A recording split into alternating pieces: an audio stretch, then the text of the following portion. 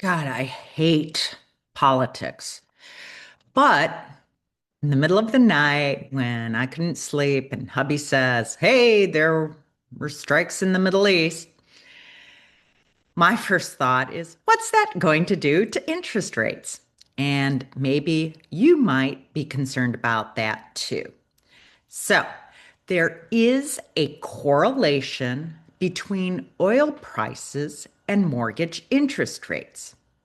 While they may seem like unrelated markets, oil prices and mortgage interest rates share a strong indirect correlation driven primarily by inflation and the bond market.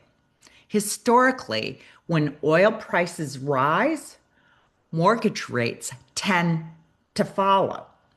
Not because you're paying for oil with your mortgage, but because of the ripple effect oil has on the broader economy.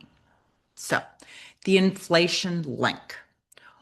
Oil is a cost push driver of inflation because it is essential for manufacturing plastic production, the transportation of almost all consumer goods. A spike in oil prices quickly leads to higher prices for everything from groceries to Amazon deliveries. And if you've ever listened to the Fed, their mandate is to lower inflation. It is a dual mandate. They also want to, uh, wow, completely blank. It's early Saturday morning, and I didn't sleep last night. So, anyway, the Feds have a dual mandate. All right, so where did I leave off? The When inflation rises or is expected to rise, the Federal Reserve often raises the federal funds rate to cool the economy. Well, that doesn't affect you in the short term. They do that monthly. You don't know what's going to happen until then. We're concerned about tomorrow or Monday, technically, next week, when you are ready to lock your loan. So the result is that although the Fed doesn't set mortgage rates directly, their actions influence the entire interest rate environment, pushing mortgage lenders to raise their rates. Now, the 10-year Treasury yield. Mortgage rates are most closely tied to the 10-year Treasury note yield. Let's look at inflation erosion. Inflation is the enemy of the fixed income investments like bonds. If investors expect oil-driven inflation to devalue their future bond payments, they demand higher yields to compensate for that risk. The spread. Now, this is something that the pandemic really messed up. As Treasury yields rise due to inflation fears, mortgage lenders must increase their rates to stay competitive and maintain their spread for profit margins. Now, one of the reasons our interest rates actually have been much better, even though the feds haven't lowered rates, is because there's been more confidence and that spread, the profit margin, has decreased to what it was before the pandemic. The pandemic created all this uncertainty. So they spread their profit margins to accommodate for all the unknowns. Now, let's move on to the energy costs as a hidden tax. When oil prices are high, consumers spend more at the pump and on heating bills, leaving less disposable income for housing. The economic slowdown. If oil prices stay high enough to trigger a recession, the correlation can actually flip. In a recession, investors flee to the safety of government bonds, a flight to safety, which drives bond prices up and yields down, potentially leading to lower mortgage rates despite high energy costs. So, to sum this all up, I don't know what interest rates are going to do. Neither do you. Neither does anything else. Something that happens at 3 a.m. might change everything. So let's take a look at Saturday, February 28th, 2026. We are seeing a significant risk premium being baked into the markets due to the military strikes involving the US, Israel, and Iran over the last 48 hours.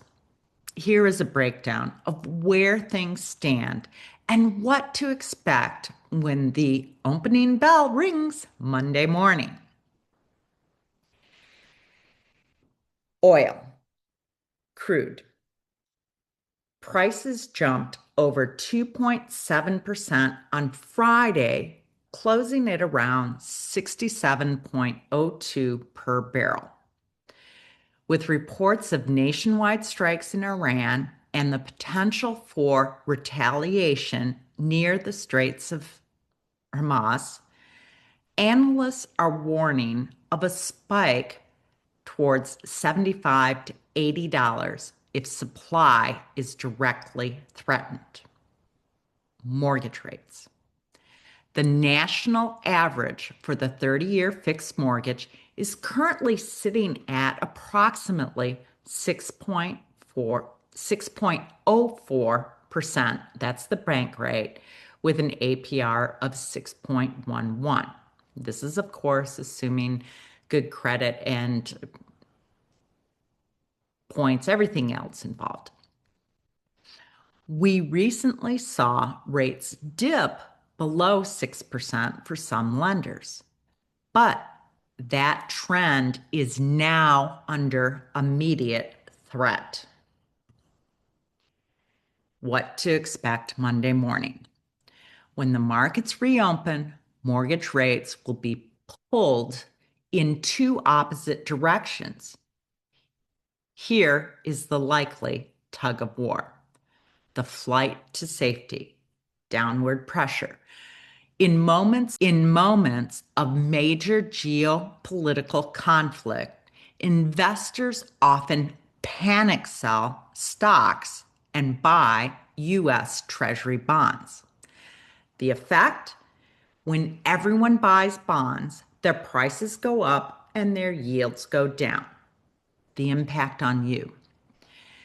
Since mortgage rates track the 10-year Treasury yield, this panic buying could actually cause mortgage rates to drop slightly or stay flat on Monday morning as a knee-jerk reaction. The inflation fear, the upward pressure. If the strikes lead to sustained disruption in the Middle East, specifically the Straits of Hormuz, where 20% of the world's oil flows, oil prices will stay high. The effect of oil prices act as an inflation tax. If the market believes inflation will come roaring back, bond investors will demand higher returns to compensate. The effects on you. This would push mortgage rates up by mid-week, erasing any safety gains from Monday morning. Of course, we never know what's going to happen Monday morning, but this is just some analysis. The verdict for Monday: most likely scenario, expect extreme volatility, but little immediate movement in the first few hours of Monday. Lenders may pull their rate sheets, Stop offering quotes temporarily while they wait to see if oil stabilizes or continues to climb. What that means is rates might look like they're going to be great Monday morning, but the lenders have a freeze on locking so that you can't take advantage of that in case everything changes in 2 hours. If the conflict, if the conflict appears contained, rates may hold steady near 6.1%. If Iran retaliates against energy infrastructure, expect mortgage rates to jump back towards 6.25 or higher very quickly as the dream of the sub 6% rates evaporate. So,